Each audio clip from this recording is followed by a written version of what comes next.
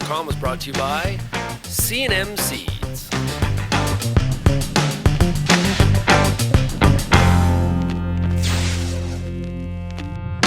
Wow, what a glorious day. After lousy summer, finally we're into a stretch of what looks like decent weather.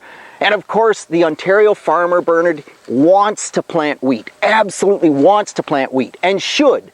But now we're in this dilemma because all the crops are late and we want to plant at least 1 million acres of wheat. That would be an amazing crop in Ontario. We've broken that a few times. But how do we get even 500,000 acres of wheat when all the soybeans look like this? Because these soybeans are not going to be ready until probably late October, if even then. And that's the dilemma in most of the soybean fields. So lots of people looking for other options.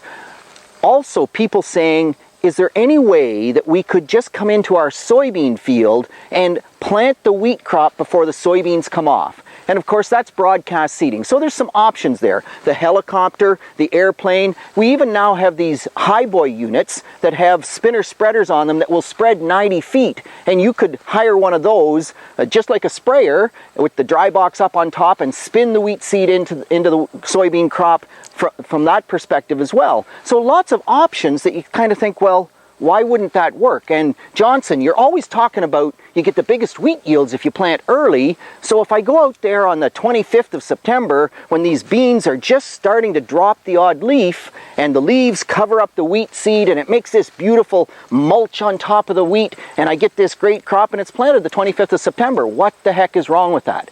Well, you know, it sounds great from a theoretical standpoint. In the actual reality, it doesn't work very well. We have this issue called slugs. The slugs, once you put that wheat seed out there, as it just starts to germinate, they come in and they pop that germ end out of the kernel, and you come back a month later thinking you'll see a great wheat stand, and you see all these kernels on the soil surface that you don't think germinated, but they did. They just have no germ end left in them.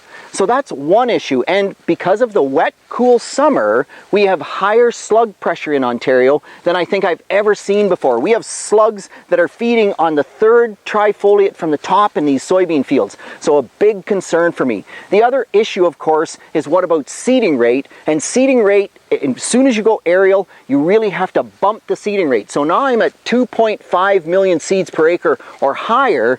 So if I'm buying certified seed, that gets to be really, really expensive.